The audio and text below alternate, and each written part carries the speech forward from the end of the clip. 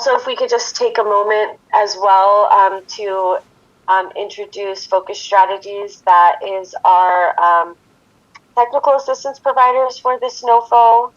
Hi, everyone. Nice to see you all. It's been almost a year. Glad to see you all again. My name is Hannah Gossett. I am a senior COC consultant at Focus Strategies.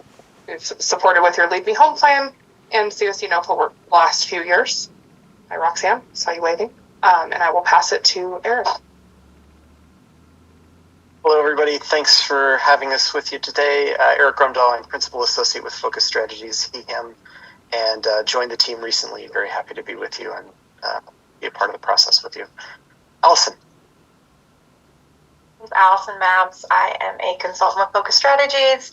I actually supported the community with the NOFO last year, so excited to see some familiar faces again in the room this year. Thanks for having us. Thanks for being able to join us today, and to our Leadership Council members and members of the public for joining us for a discussion on our COC program NOFO and some strategies that we're looking at. If you could go to the next slide, Nicole. So for today's meeting, we'll be discussing our available funding overview, our community strategy approach, Leadership Council membership, the new structure we are required to have, and a discussion on implementing an ad hoc decision-making body group for this 2025 NOFO. Ultimately, today's goal is to understand and agree on the proposed strategies in place for our community and our ranking panel to be able to develop a priority listing that will maximize our community's annual renewal demand, or ARD. We have focus strategies here, so feel free to just raise your hand, jump on in, and ask questions as we go through this pretty heavy slide deck. So we sent out our proposed competition timeline. We did make an adjustment to the launch of our local competition. So we wanted to open it up. I think we were shooting for last week, but here we are today, and just launched yesterday. So this timeline has been sent out to the community as well as our Leadership Council members, and you'll see that they're very tight deadlines. And this is all to meet the requirements of HUD this year.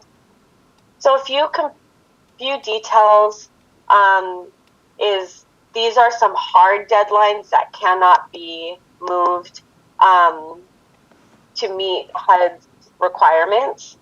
As you see, it's super tight, and really emphasize that HUD does not accept any late submissions. So that is why our timelines are very condensed. So not one late application will be reviewed, and we have to stay in alignment with that to ensure that our whole package gets over to HUD by January 14th.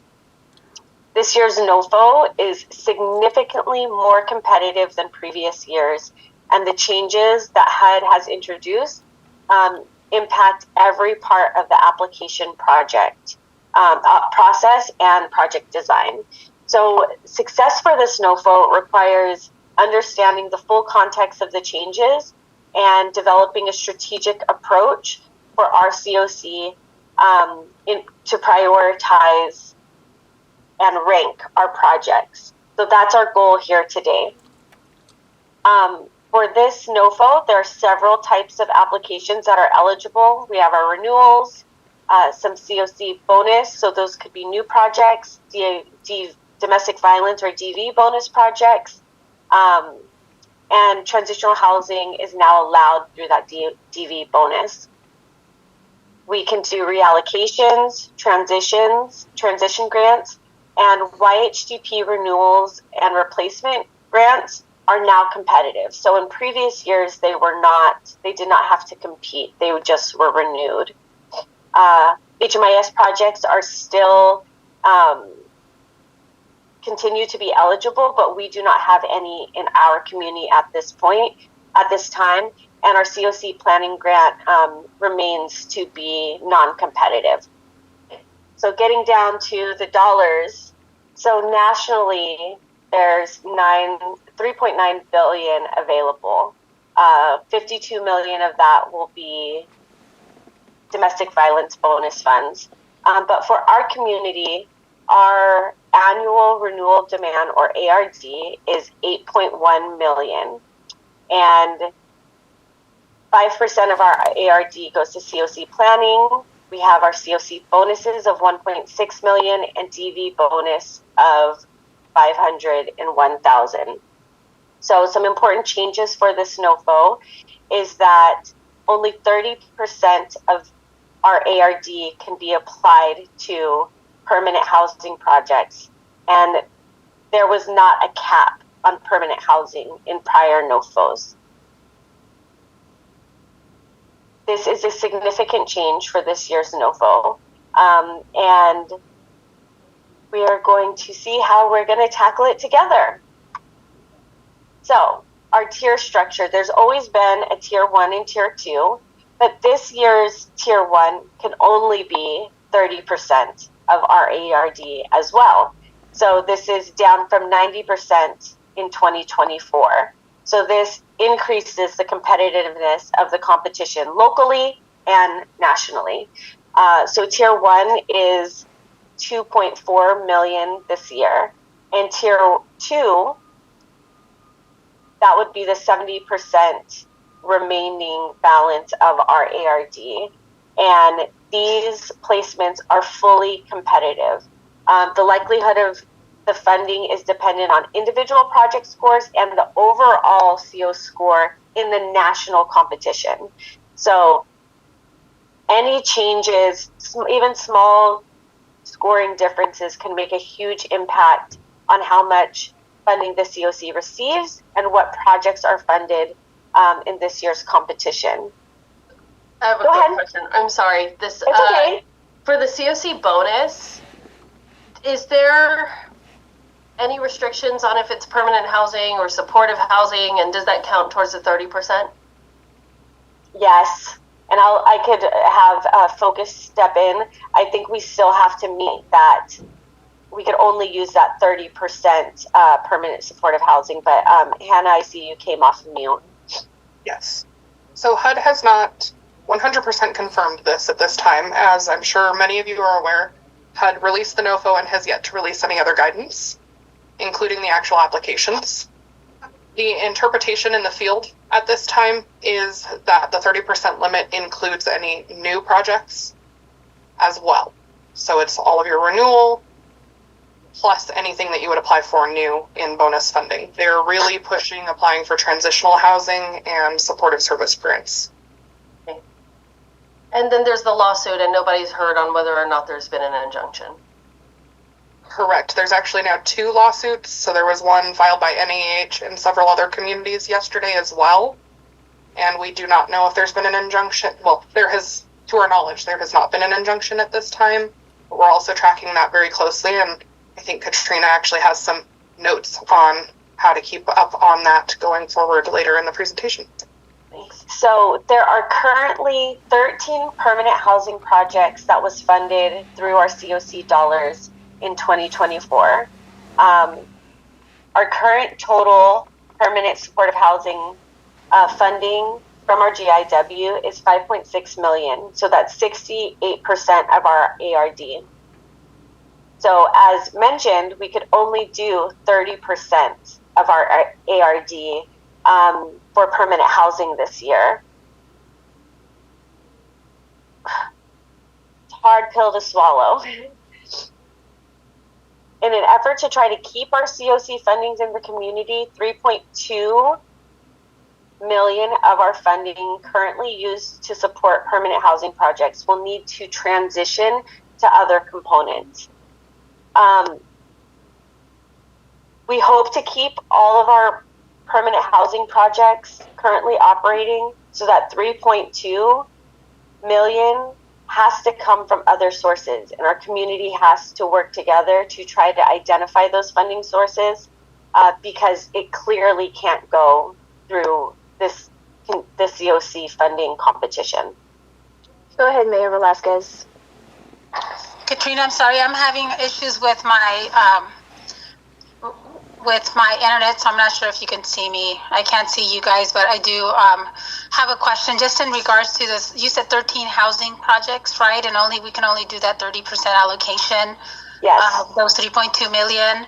So with those 13 housing projects, has there been conversations already in terms of supplemental funds and where those are going to come from, or not yet? These are the preliminary conversations we're having right now in regards to the application process and how do we move forward with supporting funding or looking at other funding sources for the 13 housing projects that are currently in existence throughout Monterey County, and will all of them need additional funding support?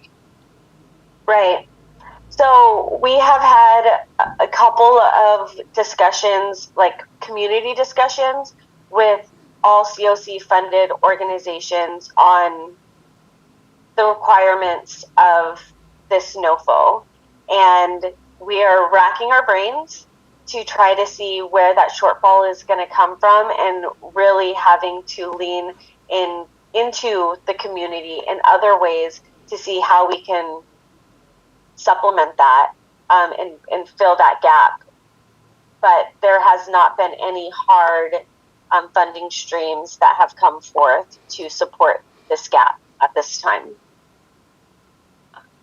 Katrina, Yes. I am wondering how many of these 13 permanent supportive housing projects, how many are currently up and running? Because sometimes people apply and it takes a while for the funds to get to them and for people to be actually moved in. Right. Nicole, do you have? It's our understanding that all of them are actually currently running. So there are individuals housed by all 13 projects. Is that correct? Yes, that's correct. Okay, thank you. As for added clarity on that, none of these were for capital costs, to my knowledge. I believe all of them are in some way, shape, or form rental assistance or leasing funds. Has HUD put out any, it's not really a guidance, like, I guess, policy about projects pivoting from PSH to transitional housing? I mean, I'm making a lot of assumptions here, but I would assume that after this administration terms out, that we'll probably go back to permanent housing being the only real way to solve homelessness. I'm assuming. But so we're talking about like 3 more years, right, of possibly having to wheel some projects back, because I know that there are projects that transition from transitional housing to PSH because that was the direction HUD had forced our community towards. Not bad. It was like good, right? Support people and keep them housed. But has there been anything from HUD about that, projects going back to transitional housing? The only thing that has come from HUD is in the NOFO, they are allowing transition grants, just like they did back when they started asking folks to transition from transitional to rapid or PSH. So the benefit to that is in transition grants, projects have 1 year from grant agreement to complete their transition. So it essentially buys you a year to do a transition grant instead of like not renewing and instead applying for a new project. It buys the project 1 year of continuing to be able to serve the households that are currently enrolled and figuring out what options are available for those households. Because after that 1 year, they will no longer be eligible for the new project type, the transitional housing. And so, it essentially what we know from HUD is that doing a transition grant will buy you 1 year to transition people out of the program, but there has been no other information released from HUD other than the NOFO and a webinar that transparently was not extremely helpful there wasn't answers provided really in the webinar, I don't think. There are resources, and we can link those in the chat for everyone. Homebase has put together a really solid explanation of the transition grants and to support projects that are rapid or PSH that are considering doing that process.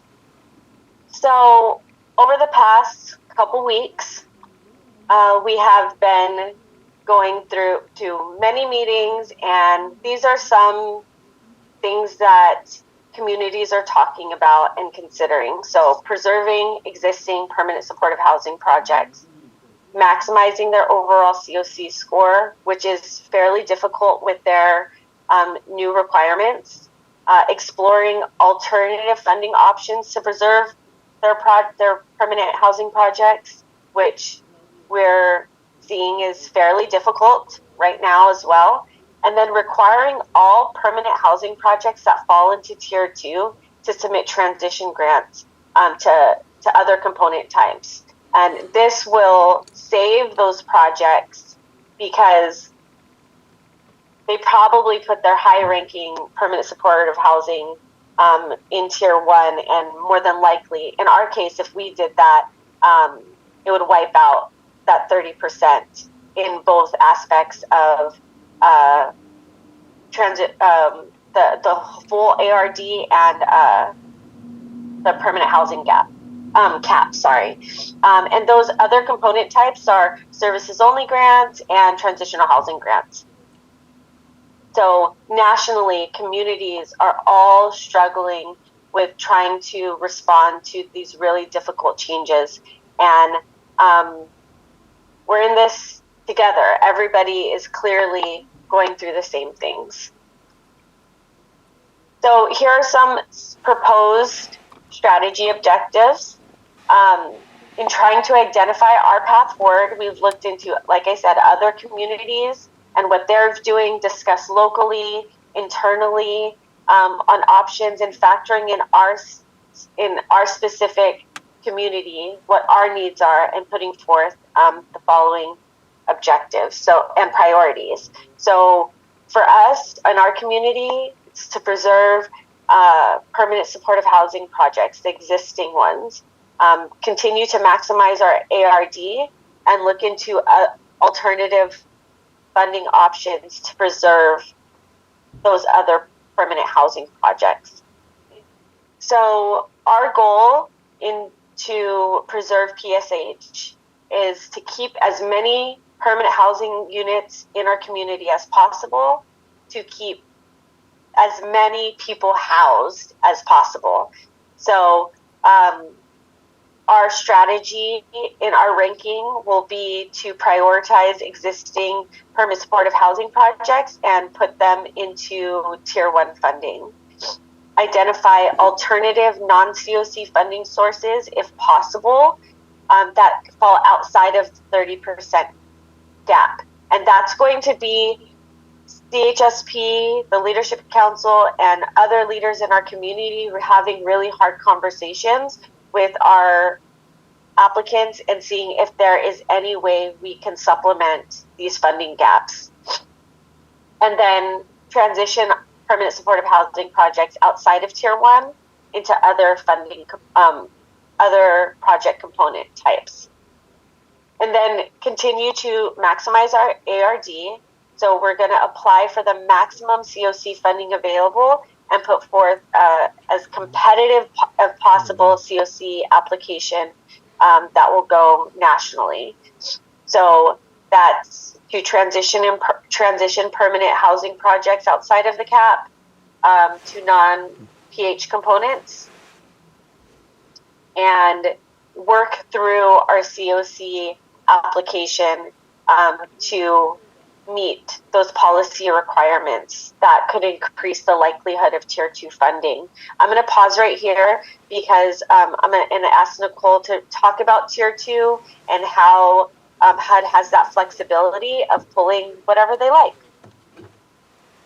Yeah, so this year there are additional what they call risk factors that they will be looking at for Tier 2 projects. in addition to having stated very clearly that if you have any PH projects that are outside of the 30% cap and say they fall into our tier 2, they will just be pulled. They just won't be awarded at all. And HUD will pull those from the rankings and then move up the rest of the projects. And that's any PH projects outside of that 30% cap. In addition, we were in a webinar with NAEH, and they had let us know, like, if our COC scores low in the COC competition, and because our COC application is 50% of an individual project's score, if our COC ranks low, but we have the number one project in our tier 2, there is a COC that could have scored much higher, and a lower ranked tier 2 project could get funded over our tier 2, over our number one tier 2 project. So it's really important that we have a competitive COC application. And then additionally, there are just some of those risk factors of, like, if they will be looking back at past history of projects. It's unclear if it means the whole project or the entire provider, for things like having practiced harm reduction or having respected gender identity. So, and those applications can be pulled as HUD sees fit, if they deem them to not meet the priorities of this NOFO or of the administration.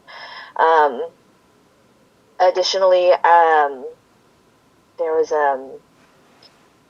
they have stated that they can, and they have the ability to just not award any awards through this NOFO. Just in its entirety. That's included in the NOFO language, is they reserve the right to just not fund projects at all through this NOFO, re-release the NOFO if they find they do not have applications of merit. So those are just additional sort of warnings that have been signaled to us at the COC level of things that HUD could possibly do. Don't mind, I want to pop in with just another note around that. I think that was a really great summary. Nicole, I do want to flag that I think this language feels significantly more worrisome this year because there have been adjustments to the language. As Nicole mentioned, a lot of that information is new. I do want to make sure that we're all aware HUD has always had the right to not fund any of the projects submitted, which is why the local competition and the local analysis of projects is so important, because in order to get your projects funded, you have to make sure you're submitting eligible projects. And so we just would further emphasize this year, it's even more important that every applicant is paying attention to the requirements you're being held to.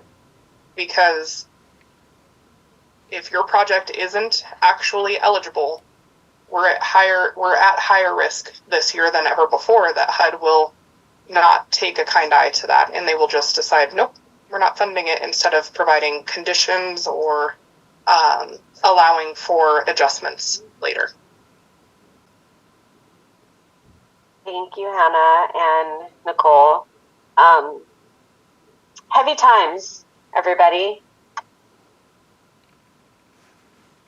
So, in sustaining existing projects a NOFO objective,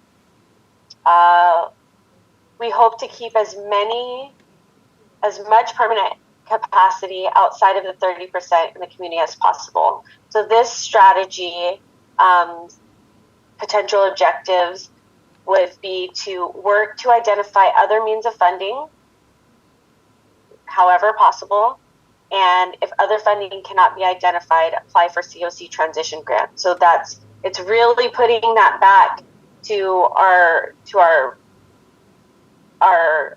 applicants, is looking at if your project is able to transition into other funding type, may it be rapid rehousing to transitional housing, scattered sites. Like, we can be creative in these ways, and would like to hear from our leadership council members on those 3 strategies that we have brought forth. So I see Phyllis has her hand up.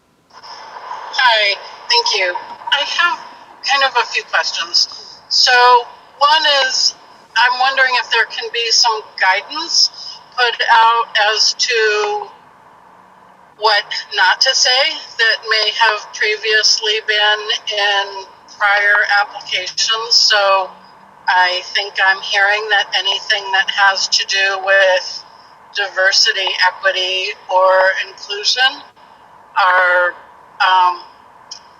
and do we have any sense as to whether that type of terminology, if altered, is still going to be frowned upon in the same way? Also, I believe not in this meeting that I recall, but if I recall that HUD is saying that they no longer want an emphasis on long-term unhoused, that can't, I don't know if that can't be a priority or that should no longer be a priority. And then I guess the third question I have is, what options are there in terms of ranking programs for funding? So I guess I'm wondering, does it make sense to have a number of programs partially funded and then all of them together go out to the community and say, hey, look, we need money and we are all working together and it's one for all and all for one. We're not going to be in competition with each other, but we need your help, big people with deep pockets, and this is, we need big money. We're looking for big money. We're looking for 6 figures and 7 figures. And is that an opportunity, or do the applications have to be ranked and some get more and some maybe don't get any? So those are my 3 questions or points. Thank you. And I kind of asked this as somebody who for the last several years has read through applications and helped to rank them, and just really trying to understand, because I'm not with an organization that applies for funding, so I have volunteered for that task for the last few years, and so I'm really trying to look at this for how do we best serve the community. Thanks. Thank you, Phyllis. That was a lot. I'm going to do my best to grab some of those points that are fresh in my brain. So as far as the DEI, yes, removing that language from how you present your application. But again, to Nicole's point, they do look in the past. So I'm not sure how we reframe that. I also would shy away from phrases or terms like we hope to or we intend to, like really digging into factuals. We will do these things with these funding. These are the data-based outcomes that we propose to get. It has to be pretty factual. They're looking at your data-driven objectives. What else did you bring up? You brought, like, reaching out to community members for funding is definitely something we have to do. I have some discussions on the book with foundations. It's a community-wide effort. We have to figure out how we can collectively get together. I see that Keishla put a comment in here to gather community funders to come together to plan, and that is a necessity. And the thing is, time is ticking, and we're also approaching the holidays.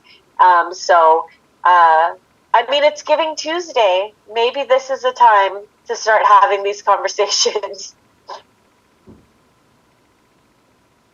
And then I think to your last question, Phyllis, is yes, we are required to rank the projects. That is a requirement from HUD, and that's why they fall into those two tiers. And then this year they just significantly cut the amount of funding for tier one, which is typically what you would call like almost your guaranteed refunded projects. So yes, unfortunately, that is a requirement that we have to put everybody in an order. And I think that's why we're coming to you all today as well, is to like help us figure out when the rankers are going through that process, what should they be prioritizing. I have a question. Did we already pull from HAP 6? I feel like we did. Wait. Yeah, because that was Interim's project. I think it was Interim's project that pulled from HAP 6. So the reason why I ask is because clearly HAP would be a great alternative. Generally, the coalition's allocation is what, 3.4, 3.2? I mean, clearly you'd have to take your own chunk because you have your admin, but it's close. But I think that was $1 million that we gave up for Interim's project. Yeah, it was. So, and that's really looking at our budget and seeing if we could get modifications, and I'm sure they would be open for it, but then does that align with our strategic plan that we also submitted? If we move everything, we move everything to permanent housing, knowing that outreach is no longer being funded through HAP, but I mean, outreach is now an eligible activity through the COC. so. Yeah. But then that's down the line. But then I fear again that, like HUD did before, where SSO is no longer eligible. So that's the hard part. But it is a matter of shifting the entire community to accommodate. This is the resources, and this is how we're going to sort them. To answer Keishla's question, I did plan on spending the Monitoring and Evaluations Committee time, but next week, talking about the funding and how are we going to strategize filling these gaps. But that is only 4 days before the local applications are due. So it's not going to be enough time to have these conversations. I think that we should do I think that was great what Phyllis talked about, though, and I think we should see if we can create a pool of funding from several nonprofits and do a huge wave of advertising and just do a push for community giving to fill the gaps. I think that if we demonstrated how many nonprofits are at risk, that we will get people to respond and donate. But that costs a lot of money too. Jill, how much was your when you guys did all of that marketing? I think that I'm sorry if you don't want to share that, but what are you asking? When you did the marketing with the yellow bus, and you don't have to share this, but how much did that cost? In a year that we did videos, significant videos, it was, I don't know, 5,000-6,000. Oh, it wasn't that much. That is not much. Yellow Bus themselves donated all of their work, but when it came to hiring the videographer and all of that, that was extra stuff that we had to pay for. And they also pulled in all their chits for advertising in terms of, getting matches and reductions and whatever have you. So it was highly, highly subsidized. You just didn't see it in cash. I'm wondering if this is where we spend our time with the foundations. Maybe they could get behind pushing a gives just for the homeless sector. I think with foundations, what you're going to find is they're going to be open to it, but you have to have a really good plan, and they will not agree to subsidize this forever. Those are the two things that I'm thinking about the reaction that, with local philanthropy and foundations will have. So there has to be a really good combined proposal and a plan to reduce their subsidy over time.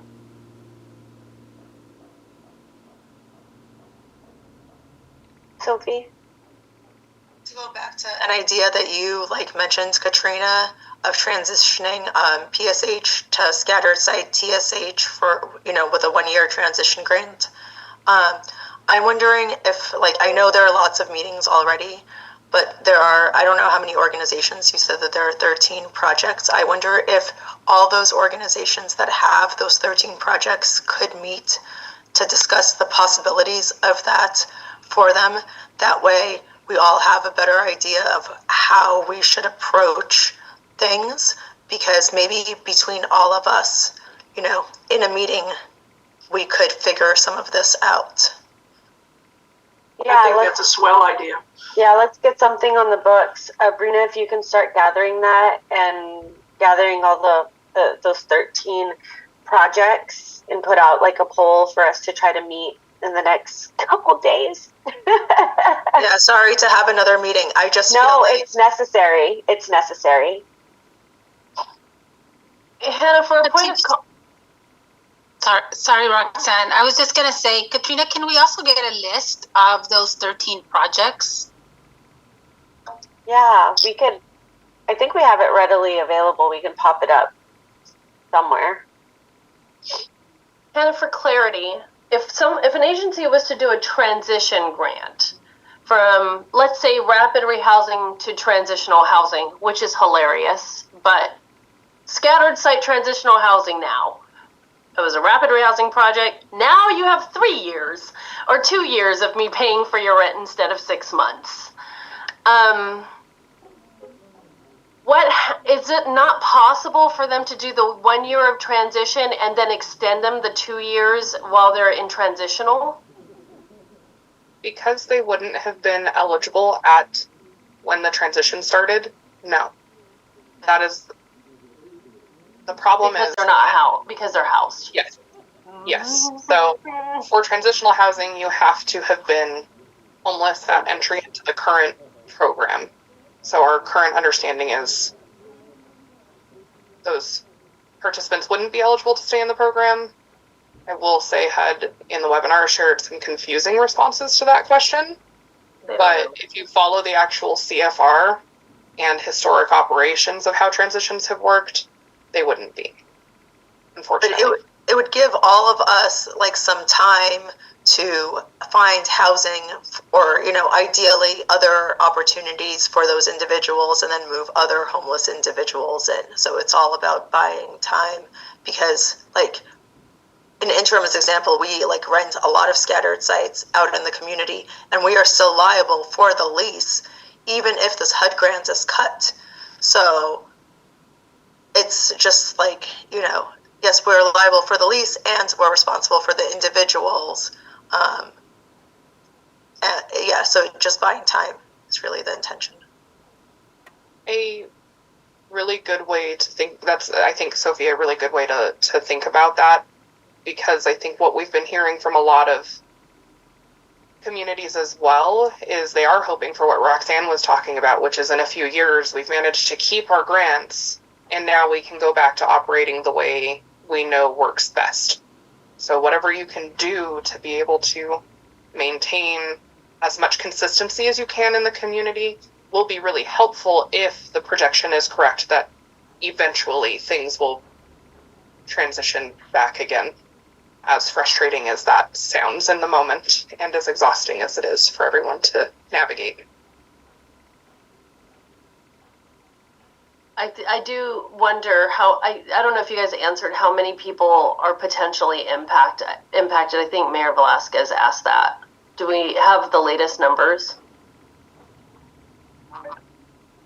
There would be at least approximately 170 individuals that are currently participating in these programs.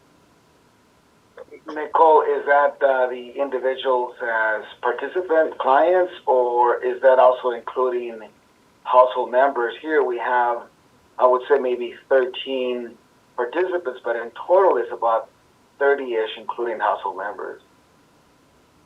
That would be anybody that's currently enrolled in the program. So potentially there's more people affected if they have families. Yes. And if it's 178, let's say it's twice as much, it's over 300-400 total that would be affected, I think. It is pretty frustrated. Our project is all permanent supportive housing, and it's hard to think how creative it could be when there's so many restrictions and moving in one direction. The possibility of moving this project into another type poses other restrictions because they're housed and they're not homeless. How could you continue to provide, other services? But it's just frustrating, but I'm not sure what the real solution is. And I've also heard, well, if this will eventually, if you don't get funded for, or all of it for permanent supportive housing, then what are the options? The option is potentially clients not being housed and try to place them or leverage other resources. There's always not guaranteed. So I'm not sure exactly what the outcome would be, the solution, but if we could move them into 2-3 year transitional housing, I mean, that would be at least giving them a little bit more stability, but even that will come to an end, and it's a no win-win. So this is kind of a sneaky little thing, but people are considered homeless if they spend one night in the street or in a shelter, and a shelter can be a publicly funded motel room. So I am wondering, this is so expensive, I'm about to vomit, for people who are going to be impacted. If we can't, I mean, we're only talking about 100 people. Or 100 something people. It sounds like a lot, but man, there was 100 people at Home Key, so that when we had to move all those people. So if we were to do one night in a HAP-funded motel room so people can be reclassified as homeless, this is awful. This is awful. I can't even believe I'm saying it out loud, but I'm just saying, I'm going to say it. And then we re-engage them and get them back into now you're in a transitional housing program for 2 years. You wouldn't think that would be evident in HMIS if somebody looked? If somebody looked. I mean, we don't really. According to CFR, they qualify. Yeah, and we don't submit like client level data. It's all aggregate. But Jill, what do you think would happen to them once they lose their housing? Like in our case, we would still step in and assist them and provide them with motel rooms while we had funding. So it's not inaccurate to assume that nonprofits would actually do that. It just seems like if the data indicated that X number of people lost their status on the same day and then the next day they got it back, would look rather suspicious. I'm with you. With our agency, if we lose the funding, we're going to figure out a way to keep people where they're at. It would be cruel and unusual not to. We could do a phased approach, which doesn't require that they all go to emergency shelter or a hotel on the same day. Alternatively, some communities are also talking about utilizing the Category 2 at risk of homelessness and possibly just providing participants with eviction notices that puts them at risk, that technically qualifies them for services. And then the other component that we would just have to figure out later is how you work around coordinated entry for those placements. If we're talking about this, I'm sure every other COC is talking about this as well. Absolutely. And that does give a level of like discussion with your clients, like this is a formality. This eviction notice isn't anything that you did but a formality, and really trying to ease that anxiety from them, because we're already, no matter what, this is reintroducing trauma into all of our clients' lives in either aspect. But if we can save them, people in PSH, it isn't as easy as just saying we're going to give them an eviction notice and the next day they're going to be, temporary homeless and then they're going to come back in. I've got to abide by our lease requirements. I mean, it isn't like, I can just give them a letter and say, hey, you're going to be homeless tomorrow. It doesn't happen that way. Well, that's why this transition period might be really helpful if some of us could try to do these transition grants.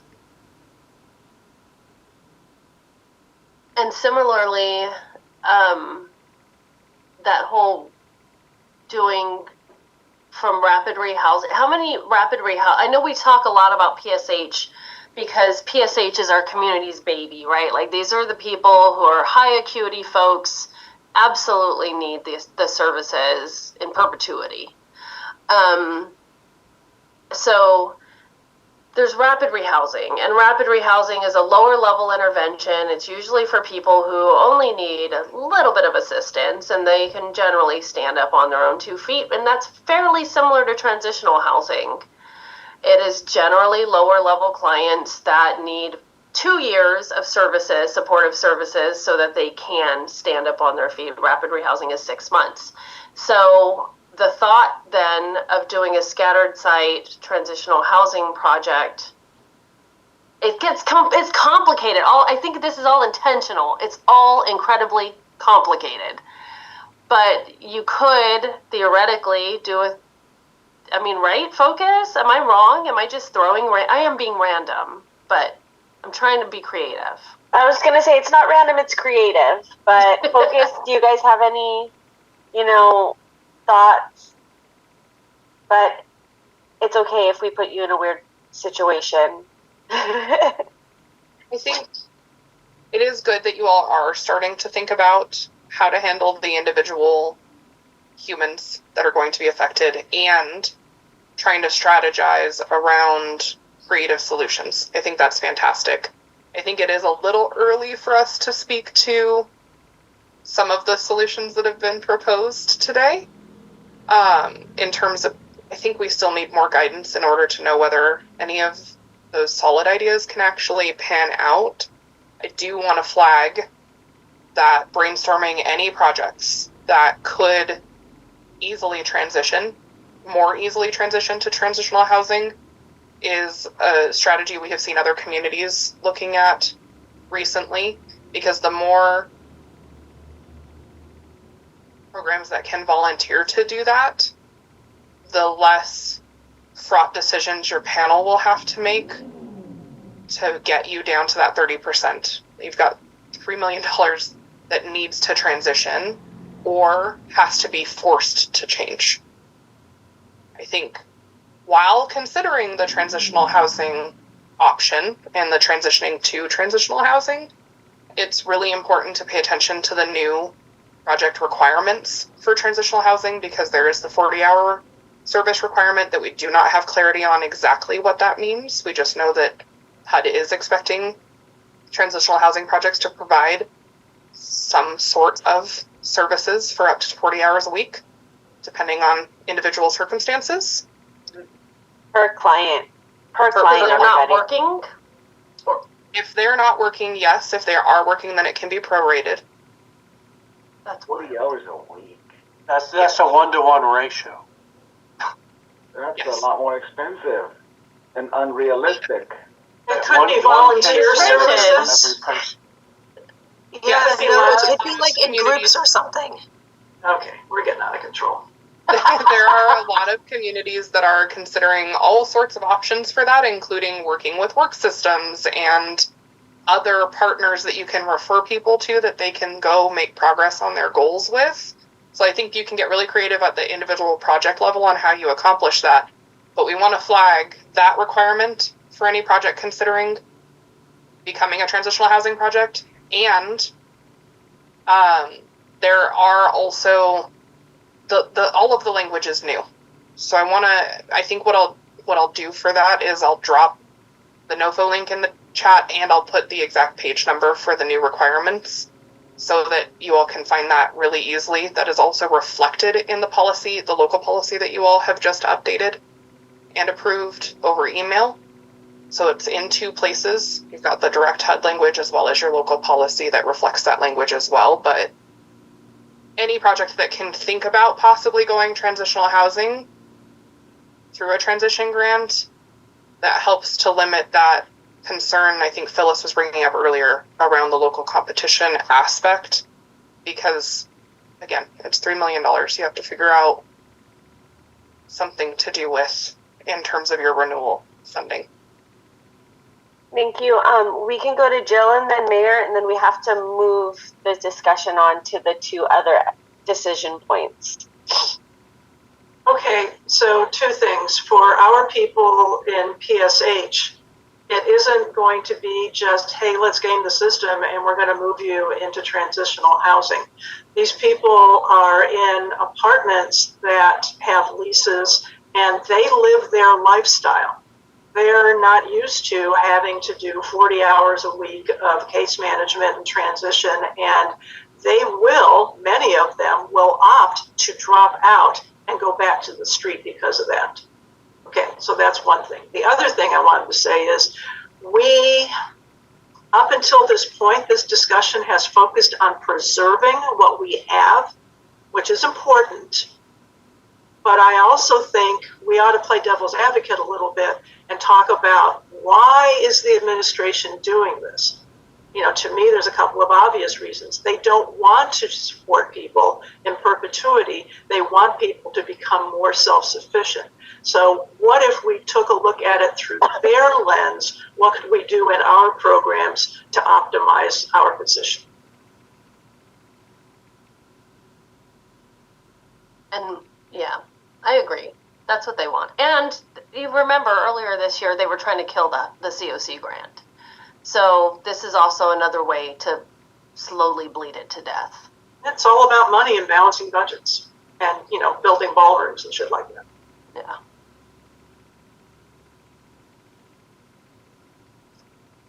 Mayor LeBarre? Thank you. And I like what Jill just said regarding looking at through the lens. But my question is does our COC have an attorney? No, we're poor. We should get one. But we do have home base available. Yes. And we have other ways of seeking legal advice, especially about, you know, this arena. Like we have lawyers that we can call, but it's not like we have COC lawyers just readily available. Yeah, on retainer. Okay, and the reason I bring this up is I do appreciate everybody's, you know, thinking outside the box, but at the same time, I would love to know what is the liability regarding our leadership council, and if we are liable for decisions that are made that could be deemed as fraudulent or someone mentioned game the system. So we should be very, very clear, because the NGOs could also fall under an aspect where you're trying to move money, change designations to keep people housed, because that is our goal. But we should make sure we get some legal advice on this, on our decision-making capabilities, and what does that mean if we can be held liable. And then ultimately, whatever plan we come up, it would be good to have them do a review and apply that to the new rules and to the new laws, and to see if everything mixes well. So that's just my comment. And Katrina, before we move on, the other thing I thought we should do is at least, if the concerns could be put in a 1 or 2 page letter to inform our Congress members and our state legislators, because nobody's going to speak up on this issue, and for the impacted projects and families, individuals, unless we do it, right? And so they need to, our state and federal legislators need to know about it and also be part of strategizing on how to keep the folks housed and in services. NAEH released a letter. I'll see if I can find it for everyone that people can sign off on to make it easy. That's what I was thinking. And also, it's possible to take letters from a couple of sources and condense them down into a digestible 2 impactful pages for legislators. Yeah, and specifically the local impact, right, to the number of projects and individuals that we estimate will be harmed by the changes.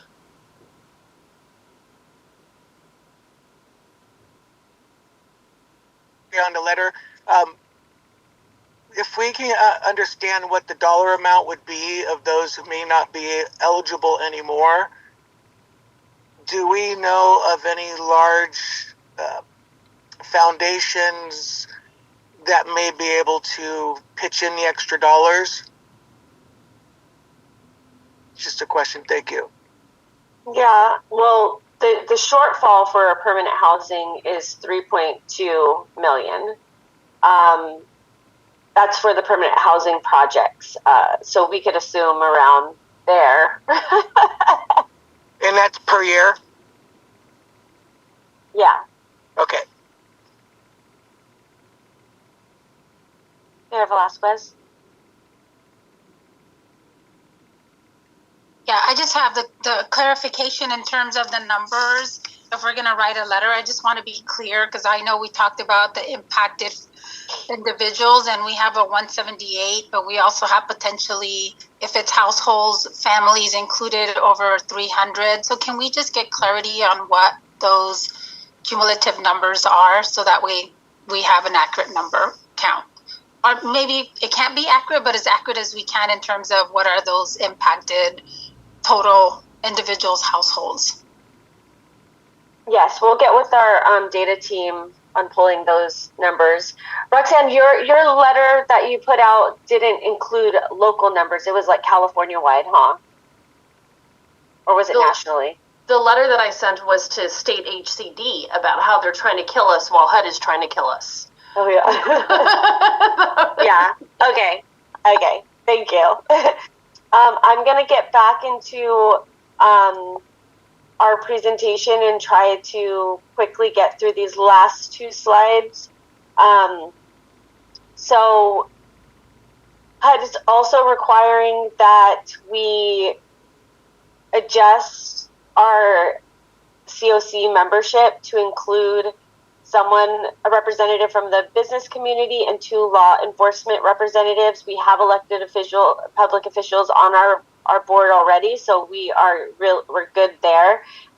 Do you guys have any recommendations of business partners on law enforcement representatives that we should be outreaching to, and would you like to do the outreach? What do they mean by business community? Did they define that at all? Hannah came off mute. Thank you.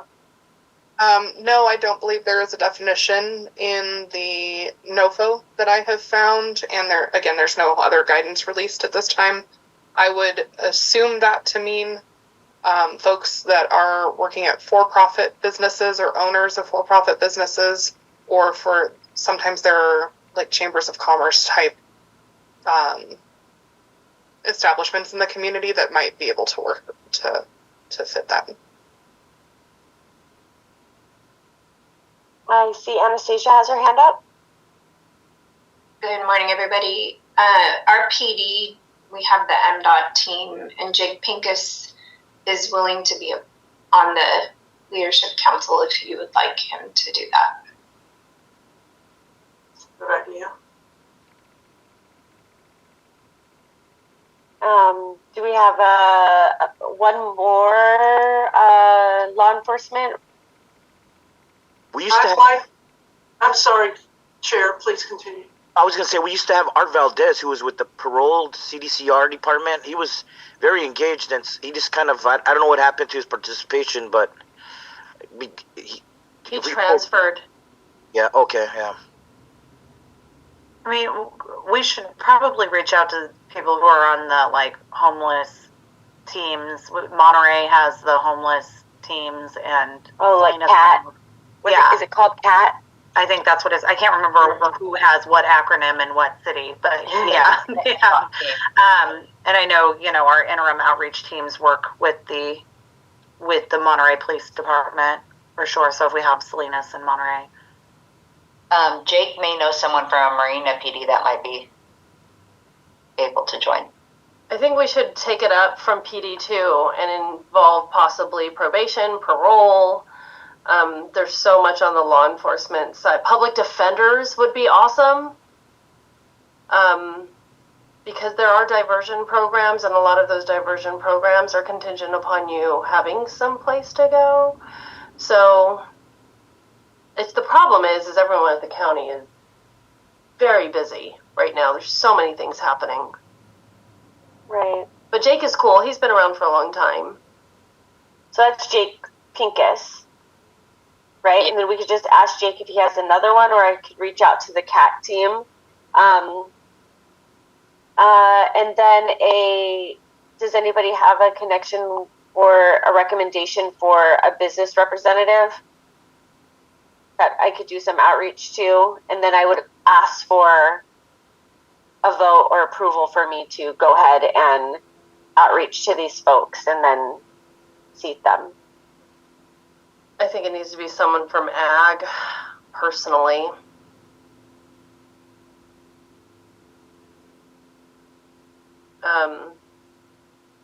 My role at the county, there's so much conflict between homeless encampments and the ag community because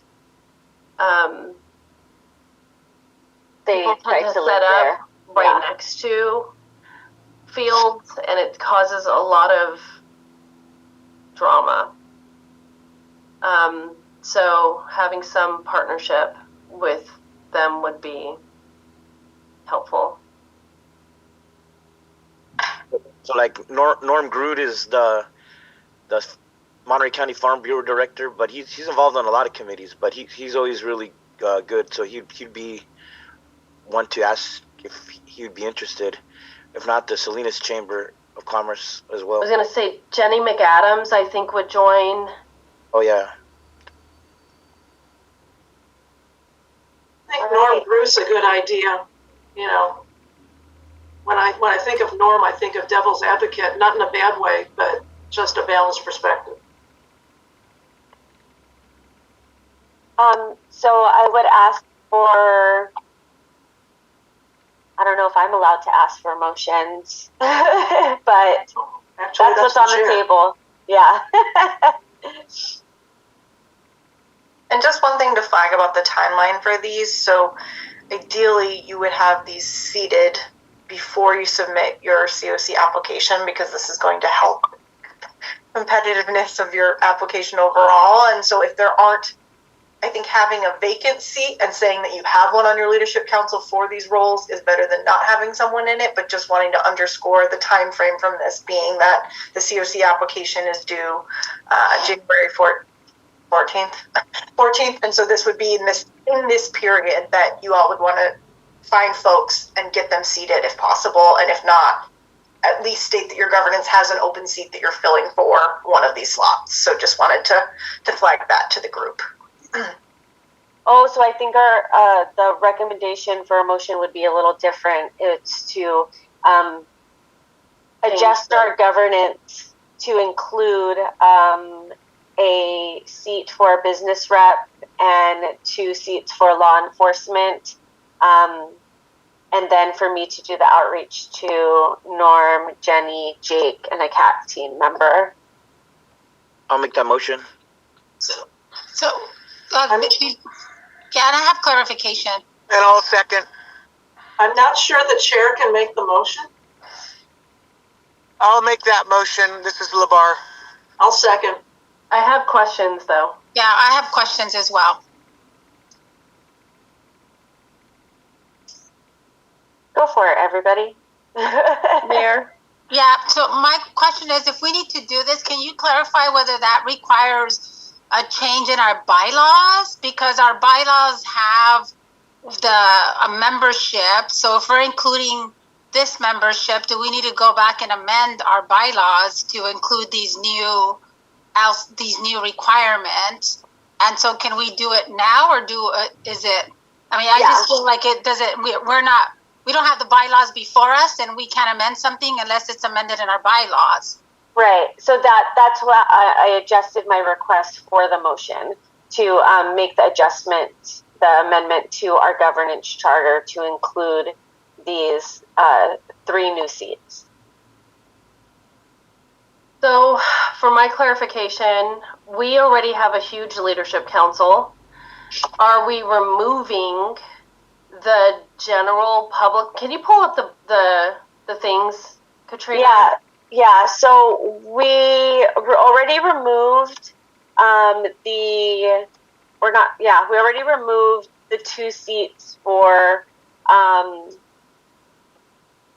YAB, for the Youth Advisory Board, so that it rebalances itself with the 2 law enforcement representatives. So I'm trying to get there. I'm trying to talk and get there. Just get there. Sorry. Did we actually take action on removing the YAB seats, or did they just stop coming? We didn't take action. Okay. So yeah. And then, because the thing is we've had some people fall off, right? We had the CET people fall off. Art fell off. There's been a few. So I think my adjusted change would be that we reduce the number of the elected seats. Because it's kind of free for all, isn't it? I don't remember the new bylaws or the new charter. But I think it's just like, as long as you fall within these categories, you could be on the leadership council. And that we turn those positions into standing seats, but take them from the other side. So there's already law enforcement on there as an elected seat. Oh, Matt used to be on the leadership council.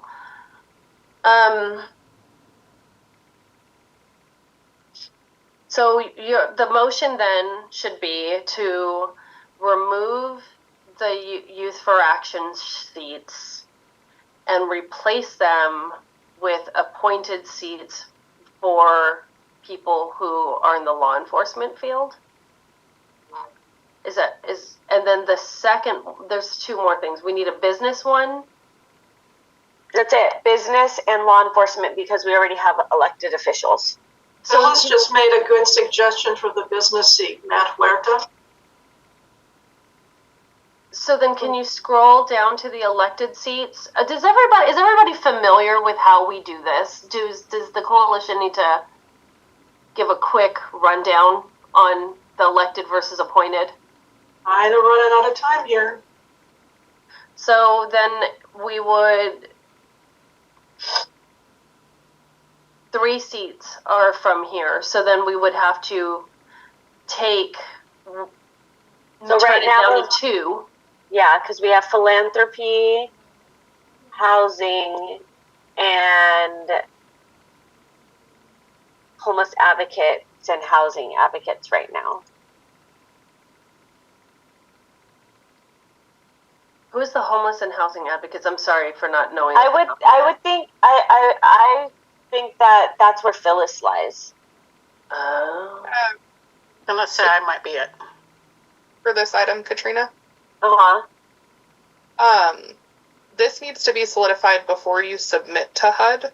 So I think as long as you can get the green light to work on the revisions to propose and hopefully solidify at a later meeting, you might be able to then, we still have one more agenda item, and I want to make sure that you can get to that as well, because I think that'll be critical for changes, especially if litigation changes things. Yeah. So hopefully maybe we have green light to continue to work on these revisions and then bring something back to the committee for consideration and approval before submission in January.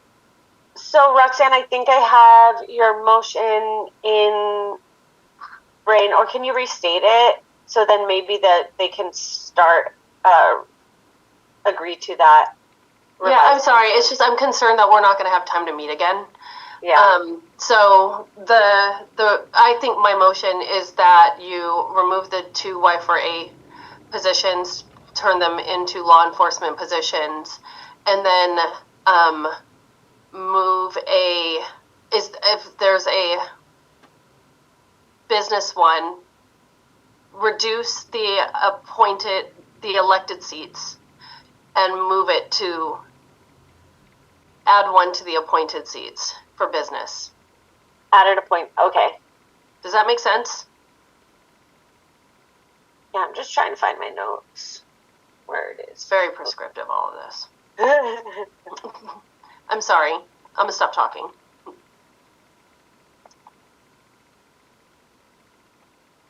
But that's my motion on the table. Remove YAB seats. Add law enforcement. No. Add, yes, law enforcement. Remove law enforcement from elected and add business to appointed. Right. And I just have a question, Katrina, on the elected seats, how many of those do we have? I guess for me, it just seems like we're doing this in a rush, and I get it, but it just doesn't seem as clean and clear. We have 2. Well, forgive me for my lack of knowledge. So we have our 2 county supervisors, so that fills the 2, and then we have 5 mayors.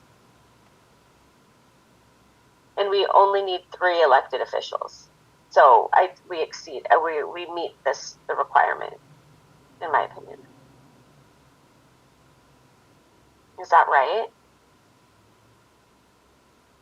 Yeah. Yeah, Okay. and then Housing Authority is another one that's appointed. My position is appointed. Yeah. I think she was just asking who the elected officials were. Yeah. Right? Mayor Velasquez? Yeah, only Okay. because we have a process of how we appoint the mayors to the leadership council as well. So, I mean, I wanted to ensure that you have how many were on the elected officials, especially if you have 5 mayors and you only need 3. We do have an appointed process as part of the Monterey County Mayors Association on the appointments for the leadership council. So I just want to be clear because I know there's there are other nuances to who's on the board as well. Yeah. I think we wanted to hit all points of Monterey County and make sure that we have San Benito County as well. So because Monterey County is so large, we wanted to make sure that we have mayors from all areas. Mayor LeBarre, we have 10 minutes. No, I just wanted to highlight that the other aspect of having the leadership council and the electeds was initially due to make sure there was proper oversight as well. So I would not be in favor of removing any of the elected seats. Thank you. Thank you. Sorry, I think we're using 2 different terms. In the governance charter, there are appointed seats, which there's 5 mayors, us, the county staff. There's a lot of people who are appointed to the council. And then there's elected seats, not like elected like a mayor. It's like we take a vote and we decide who's going to be in those seats. Sorry for the miscommunication. Thank you for the clarification, Roxanne. Yeah, thank you. Okay. And then I'm coming with a request from you all to implement a ad hoc delegation body of 3 or 5, because we need to have an odd number of non-conflicted leadership council members that can be available to meet on short notice to make decisions on behalf of the leadership council during the NOFO. So that would be some examples, like if there are appeals and we have to meet quickly, if there's reprioritization decisions that fall outside of the scheduled leadership council meetings that we have, and then approve policy changes due to the current litigations or new HUD guidance that come out. So we have a slew of questions out to HUD right now that they have not responded to. Their response to us is, thank you, we have received your question and we'll get back to you. So we need to be able to quickly meet with folks that you all can appoint to help us through this process, because getting all of you guys in a room is very difficult. Katrina, real quick, I don't think we actually voted. Did we vote on that last motion? No, we didn't. We got a first and a second. That's if, Mayor, Supervisor Alejo and Mayor LeBarre hold their motion with the amendment. With the amendments. Mayor LeBarre made the motion, I seconded. Okay. I concur with the amendments. Thank you. We just have to call for a vote. All those in favor, please say aye. Aye. Aye. Aye. Aye. Those against? Any abstentions? Motion carries unanimously. Thank you, Chair. Thank you, Supervisor. Okay. So, Katrina, on what you've got here with the delegation body, these cannot be conflicted individuals. In other words, I can't participate because my agency is going to be applying. Right. Okay. I have no idea what time I'm going to be available. I'll make myself available. I know. It might be at 5:30, but we'll do it. So you have one. If I could get 2 more volunteers, or the chair delegate somebody. I'm happy to volunteer. Katrina, I'm glad to volunteer. With our housing project in King City, would that create any conflicts? I would say yes. Okay. Otherwise, I would volunteer. Yeah. In case you're not a leadership council member, it'd be up to the council to appoint you as a decision-making person. I also just realized that when I said it, so I put it in the comment box. Oh, sorry. I got too many screens open. I mean, how many people are actually not conflicted? I think that's, figure out who's not conflicted and then narrow down from there. Donna, Phyllis. Phyllis volunteered in the chat. Okay, sorry, I can't see that. Can I also say that Mayor LeBarre is actually not conflicted because their COC project turned into scattered site.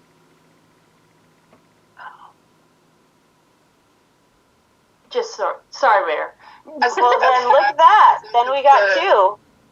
As long as the city is not directly funding that project, you should be fine. And I would just also flag, Katrina, anyone who is going to be on your review panel should probably not be on the delegation body. Yeah. So if there's no conflict, yes, I'll do the delegation body. And I'll let you figure that out if there is. Thank you. Mayor LeBarre and Roxanne, if we can get one more, we would be good. But you have Phyllis Katz. Oh, Phyllis. Look at that.